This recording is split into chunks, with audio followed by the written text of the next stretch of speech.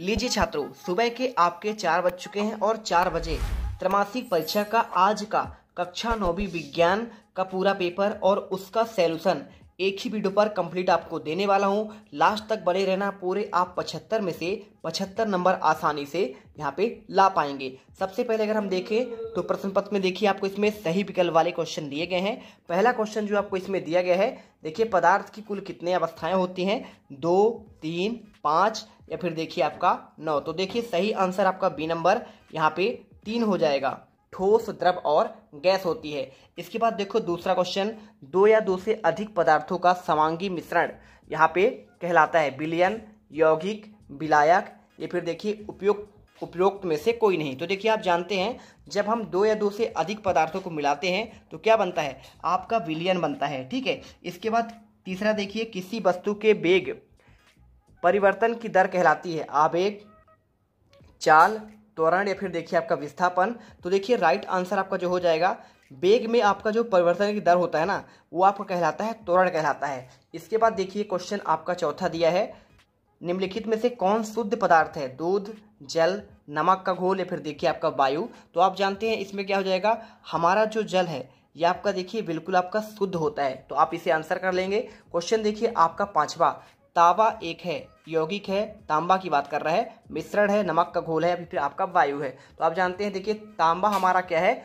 एक हमारा ये हमारा कहलाता है आपका, देखिए क्या कहलाता है, ये आपका तांबा, तांबा मतलब होता है आपका टीन,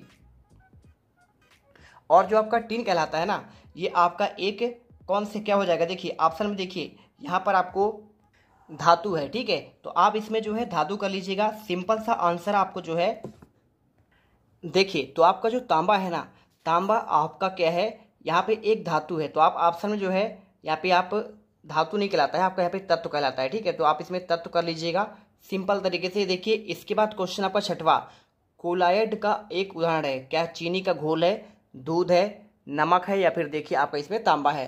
तो देखिए आपका जो कोलायड होता है, कोलाइड का आपका जो उदाहरण है ये आपका देखिए आपका हो जाएगा, ये आपका दूध हो जाएगा। ठीक है। तो सिंपल सा आंसर कर लीजिएगा। चलते हैं इसके बाद आपके प्रश्न क्रमांक 2 आपके रिक्त स्थान पर ये रहा। तो देखिए क्या दिया है, 6 नंबर क्वेश्चन दिया है, बर्फ का गलनांक कितना आपका यहाँ पे केल्विन होता है आपको बताना पड़ेगा। तो आपको देखिए इसमें आपको 273 केल्विन लिखना है। ठीक है, 273 आप यहाँ लिख दीजिए। इसके बाद देखिए नेक्स्ट क्वेश्चन, आपको इतना ही आंसर लिखना है। और इसके बाद देखिए समसूत्री विभाजन डैश डैश कोशिकाओं में होती है। तो आपको यहाँ पे आंसर कर देना है यहाँ पे कायिक कोशिका में। ठीक है, कायिक। तो आपका ये हो जाएगा यहाँ पे कायिक कोशिका। गति की मापन की इकाई क्या होती है, तो चौथे का आपको जो आंसर देखिए यहाँ पे आपका हो जाएगा मीटर प्रति सेकंड हो जाएगा। ठीक है। तो मीटर प्रति सेकंड करना है। इसके बाद निश्चित आवेश युक्त परमाणु का समूह डैश डैश कहलाता है। तो पांचवे का आपको जो देखिए आंसर आपका हो जाएगा यहाँ पे, इसमें आपका देखिए यहाँ पे हो जाएगा बहुपरमाणुक आयन। ठीक है, लिख दीजिएगा परमाणुक। ठीक है, परमाणुक लिखना है और इसके बाद आपको यहाँ पे लिखना है आयन। ठीक, आप ये कर दीजिए। इसके बाद देखिए यहाँ पे फ्लोएम ऊतक पत्तियों द्वारा निर्मित भोजन का क्या करते हैं, तो आपको बताएं परिवहन करते हैं। ठीक है, तो आपको यहाँ पे परिवहन लिख देना है। इसके बाद देखते हैं, देखिए कॉपी पर अच्छे से लिख लेना। और चैनल पर पहली बार विजिट कर रहे हैं तो वीडियो को बिल्कुल आपको दिल से लाइक करना है। ठीक है, क्योंकि जेथ मिडिल क्लास आपके लिए मेहनत कर रहा है, जिससे आपको हर एक वीडियो का सब कुछ आंसर मिलते रहे। 6 नंबर का देखिए आपको सही जोड़ी बनाकर लिखना है, संयोजी ऊतक। तो आपको देखिए मिलाना किसमें है, यहाँ पे स्तंभ आक स्तंभा से। तो संयोजी आपका जो ऊतक है ना, ये आपका कहला जाएगा कौन सा हो जाएगा, देखिए यहाँ पे सिंपल सा हो जाएगा आपका रक्त। ठीक है, रक्त आपका संयोजी ऊतक कहलाता है, टिश्यू। और यहाँ पे कनेक्टिव टिश्यू बोलते हैं इंग्लिश में। पत्तियों से भोजन का परिवहन किस में होता है, देखिए तो आप जानते हैं एक आपका होता है जाइलम, तो आपका यहाँ पे, और एक होता है फ्लोएम। तो फ्लोएम करेगा आपका पत्तियों से भोजन का परिवहन करेगा, और फ्लोएम तो आप हो गया, और जाइलम होता है जड़ से आपका तने तक का। और तंत्रिका ऊतक क्या है, देखिए तंत्रिका आपका जो ऊतक है ना, ये आपका सिंपल सा है, आपका न्यूरॉन्स हो जाएगा। और इसी के साथ क्लोरोप्लास्ट क्या है, देखिए तो क्लोरोप्लास्ट पाया जाता है आपका प्रकाश संश्लेषण में पाया जाता है। और राइबोसोम देखिए क्या है, आपका प्रोटीन फैक्ट्री बोलते हैं इसको। और तंत्र आपका किसमें होता है, आपका धातु में होता है। तो इस प्रकार से आपको आंसर करना है। इसके बाद चलते हैं आपका नेक्स्ट क्वेश्चन में। देखिए यहाँ पे एक शब्द या एक वाक्य में उत्तर देना है। 6 नंबर क्वेश्चन दिया गया है, 300 केल्विन तापमान का डिग्री सेल्सियस में क्या आपका मान होगा। तो आपको देखिए एक शब्द में उत्तर कैसे आपको देना है, तो आपको यहाँ पे देखिए सेल्सियस में आपका मान क्या होगा, आपका 27 डिग्री सेल्सियस होगा। ठीक है, क्योंकि देखिए आपको सिंपल सी बात है, 273 में 300 में आप 273 घटा दीजिएगा, 1 केल्विन का मान निकलेगा आपको 273। आपका जो है ना देखिए 200, अगर 1 सेल्सियस की बात करें तो 273 केल्विन के बराबर होता है, तो आपका ये 27 डिग्री सेल्सियस होगा। वह बिलियन जिसमें अगर आपको समझ नहीं आ रहा है देखिए मैं आपको समझा देता हूँ। 273 आपका जो केल्विन होता है ये आपका होता है 1 डिग्री सेल्सियस के बराबर। ठीक, अब देखिए 300 केल्विन दिया है, तो 300 केल्विन हम क्या करेंगे 273 माइनस कर देंगे, तो आपका यहाँ पे क्या हो जाएगा 27 डिग्री, ये आंसर आ जाएगा। इसी प्रकार देखिए आपको यहाँ पे कोशिका सिद्धांत देने वाले वैज्ञानिक का नाम बताना है। देखिए दूसरा क्वेश्चन आपको पूछा गया ना, तो आपको यहाँ पे वह विलयन जिसमें विलेय पदार्थ की मात्रा संतृप्त होती है उसे कहते हैं आपका देखिए असंतृप्त कहते हैं, असंतृप्त। ठीक है, अगला देखिए कोशिका सिद्धांत देने वाले वैज्ञानिक का नाम क्या है, तो आपका देखिए स्लीडन, आपको लिखना है स्लीडन एवं सोन, ये देखिए इनका वैज्ञानिक का नाम है। ठीक है, देखिए कोशिका की खोज की अगर बात होती तो आप लिख दीजिए रॉबर्ट हुक लिखते, है ना, 1665 में इन्होंने खोज किया था। लेकिन कोशिका की खोज की बात नहीं हो रही, कोशिका सिद्धांत की बात कर रहा है। ठीक है, सेल आपका यहाँ पे थ्योरी की बात कर रहा है। लाल रुधिर कणिकाओं का जीवन काल कितने दिनों का होता है, तो लाल रुधिर कणिकाओं का आपका जीवन काल 120 दिन होता है। इसी प्रकार देखिए एक गाड़ी को ओडोमीटर किसका मापन करता है, तो एक गाड़ी का आपका जो ओडोमीटर है ना, ये देखिए आपका यहाँ पे चली गई दूरी के मापन करता है। ठीक है, चली गई दूरी किसका, गाड़ी का, है ना, तो आपको यहाँ पे ये देखिए चली गई दूरी का। और इसी के साथ देखिए आपको यहाँ पे लिख देना है अवोगाद्रो संख्या का मान क्या होता है, तो देखिए आपको यहाँ पे हो जाता है आपका 6 पॉइंट, इसके बाद आपको लिखना है 022 और यहाँ पे देखिए मल्टीप्लाई देखिए आपका ऊपर है ना, गुणा आपको 10 लिखना है और इसका पावर आपको कर देना है, देखिए 23 करना है। ठीक है, इस प्रकार आपका यहाँ पे हो जाएगा अवोगाद्रो संख्या।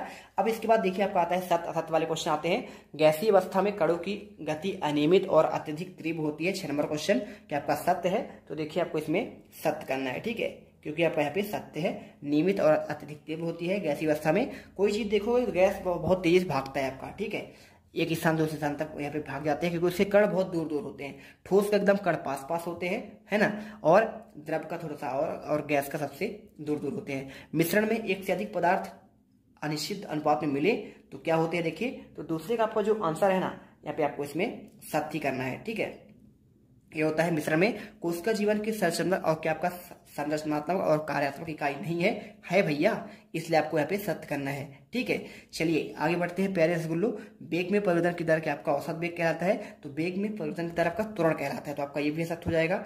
इसी प्रकार देखिए आपका कैल्शियम का परमाणु क्या द्रव्यमान 40 होता है, तो कैल्शियम अगर देखा जाए ना तो कैल्शियम का आपका यहाँ पे ये आपका देखिए सही होता है, क्योंकि देखिए कैल्शियम का आपका जो परमाणु क्रमांक क्या होता है 20 होता है और द्रव्यमान उसका डबल होता है, 2 40 हो जाएगा, तो आपको ये सत्य हो जाएगा। इसी प्रकार देखिए रक्त एवं प्लाज्मा संबंधी क्या आपका संयोजी ऊतक है, तो रक्त और प्लाज्मा के आपके संयोजी ऊतक है, तो क्या आपका कनेक्टिव टिश्यू है, बिल्कुल आपका है, तो आपको यहाँ पे इसको भी सत्य करना है, क्योंकि देखिए आपका ऑब्जेक्टिव भी आया था यहाँ पे, ये देखिए याद आया था ना संयोजी ऊतक, तो आपका यहाँ पे लिखा था अपन रक्त लिखा था, क्योंकि आपका ये कनेक्टिव टिश्यू आपका जो है आपका रक्त में होता है। इसी प्रकार देखिए क्वेश्चन नंबर आप 6 पे चलते हैं। क्या दिया गया है, दिया गया है ठोसों की अपेक्षा में द्रव्यों में विसरण की दर अधिक क्यों होती है, 2 नंबर क्वेश्चन पूछा गया है। तो चलिए मैं आपको इसका आंसर आपको देता हूँ, यहाँ पे आपको सिंपल तरीके से आपको आंसर मिल जाएगा। ये देखिए आपको मैं आंसर दे रहा हूँ, क्वेश्चन 6 का आंसर आपको यहाँ पे ये लिख देना है। ये देखिए क्वेश्चन 6 का आंसर आपको ये मिल जाएगा, लिखना है ठोसों की अपेक्षा में द्रव्यों का विसरण दर आपका अधिक होता है, ऐसा इसलिए क्योंकि द्रव अवस्था में पदार्थ के कण स्वतंत्र रूप से गति करते हैं और ठोस की अपेक्षा द्रव के कणों में रिक्त स्थान अधिक होते हैं। मैंने बताया था आपका ठोस तो होता है सबसे पास पास होंगे उसके कण, फिर इसके बाद आपका द्रव का, फिर गैस का सबसे दूर होता है। अथवा देखिए उदरपातन किसे कहते हैं, एक पदार्थ का उदाहरण दीजिए, ये गुण किसमें पाया जाता है। देखिए उदरपातन आपका जो होता है यह प्रक्रिया द्रव अवस्था में नहीं होती है। उदरपातन का मतलब होता है वह प्रक्रिया जिसमें किसी ठोस को, पदार्थ को जब आप गर्म करते हैं ना तो सीधे द्रव में नहीं, ठंडा करने पर देखिए आपको यहाँ पे सीधे द्रव में और ठंडा करने पर फिर से ठोस अवस्था में आ जाए, ये कहलाता है। जैसे देखिए कपूर और नेपथेलिन, कपूर को आप क्या करेंगे गर्म करेंगे तो यहाँ पे वाष्प बन जाता है और यहाँ पे इस प्रकार से उदरपातित हो जाता है। तो कार्बन डाइऑक्साइड भी उदरपातन के गुण को प्रदर्शित करता है। क्वेश्चन देखिए 7वां, परमाणु से क्या समझते हैं और आपको यहाँ पे आंसर देना है। तो देखिए परमाणु शब्द का मूल अर्थ होता है वह कण जिसे छोटे छोटे कणों में विभाजित ना किया जा सके, वो होता है परमाणु।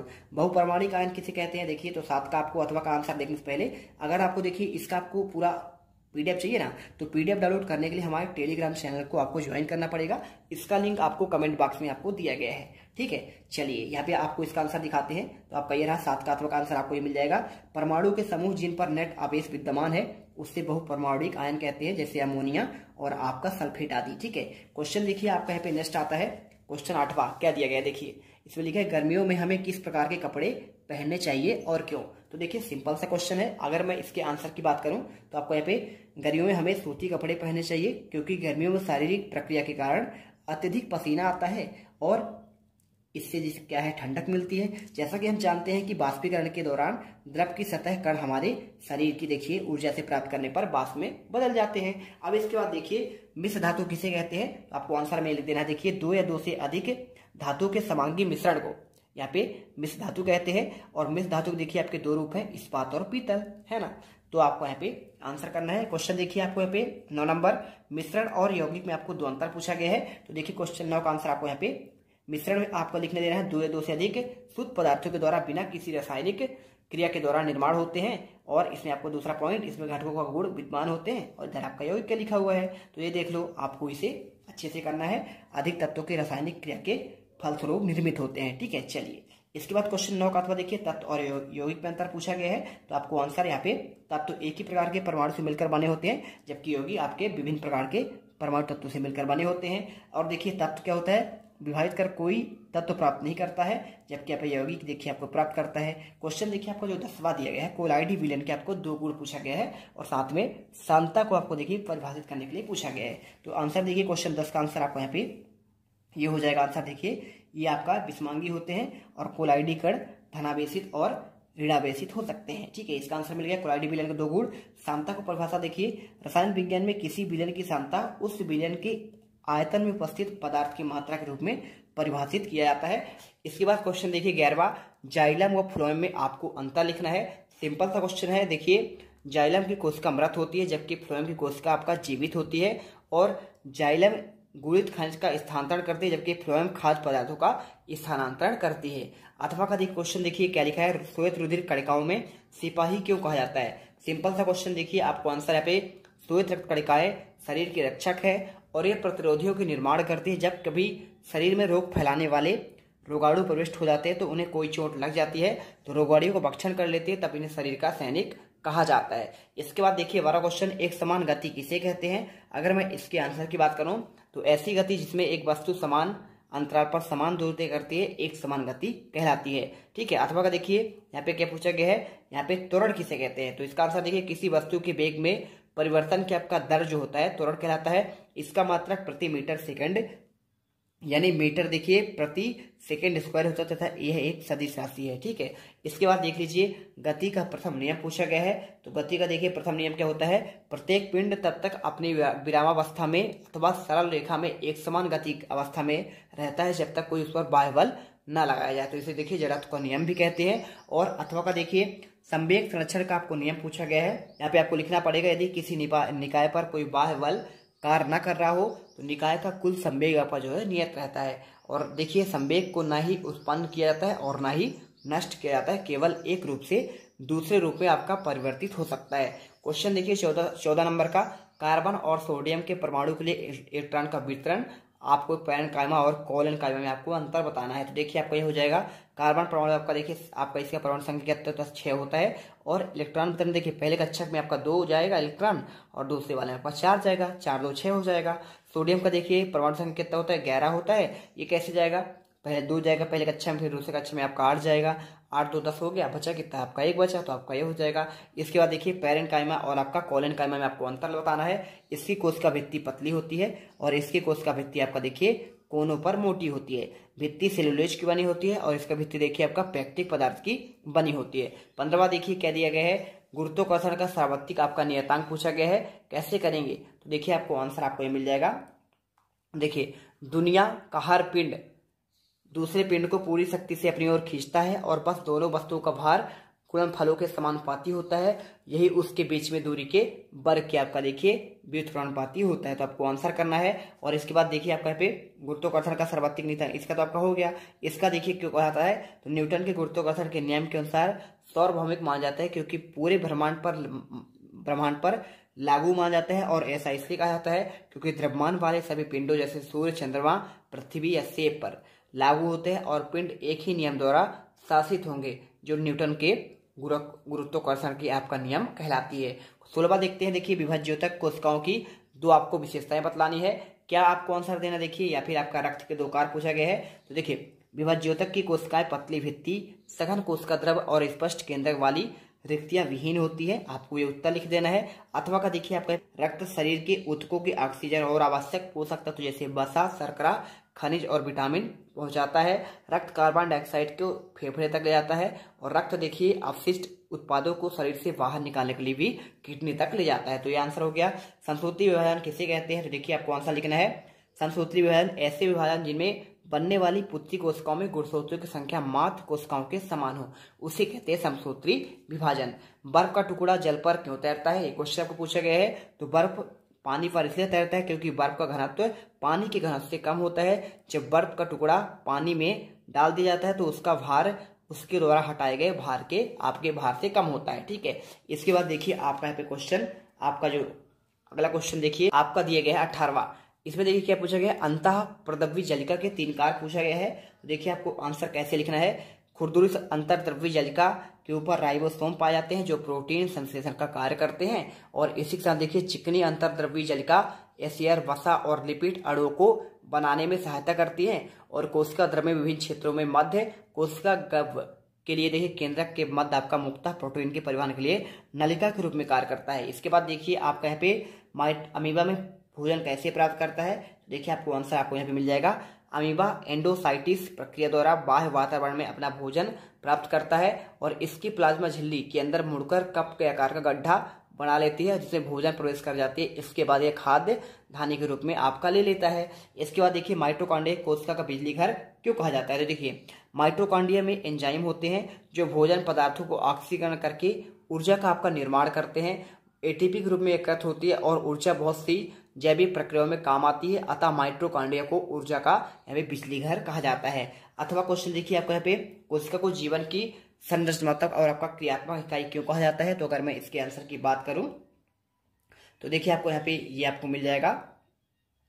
कोशिका सभी जीवों की मूल इकाई होती है और इसकी रचना अनेक कोशिकाओं के द्वारा होती है। कोशिकाओं की आकृति आकार उनके विशेष कार्यों के अनुरूप होता है। कोशिकाओं के कारण ही कई कोशिका जीवित रहती हैं और सभी कार्य करती हैं। इसलिए कोशिका को जीवन की संरचनात्मक और आपका क्रियात्मक इकाई भी इसे कहा जाता है। क्वेश्चन देखिए आपका जो 20वां दिया गया है, अणु और परमाणु में आपका अंतर पूछा गया है, यानी एटम और आपका अणु में अंतर।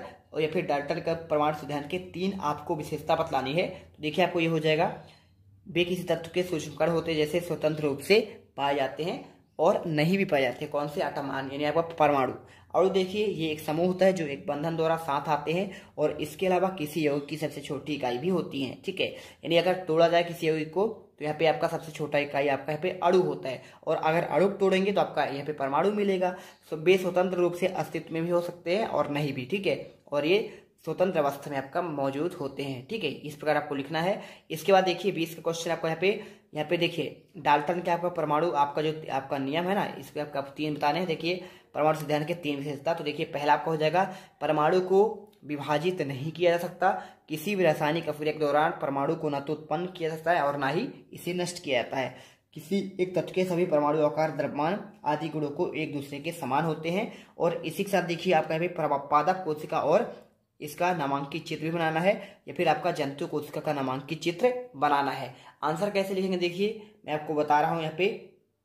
तो देखिए आपको यहाँ पे आंसर जो है आपको ये चित्र बनाना है। केंद्रक हो जाए, कोशिका द्रव हो जाए, गाल्गी इकाई, कोशिका भित्ति, प्लाज्मा झिल्ली, क्लोरोप्लास्ट। आपको इस प्रकार से आपको पूरा चित्र बनाना है और आपको इसमें लिखना भी पड़ेगा। रिक्तिका, माइटोकॉन्ड्रिया, अंतःप्रद्रव्य जलिका, पादप कोशिका को लिख देना चित्र में और गाल्गी इकाई, आपको ये सारी चीजें लिखना है।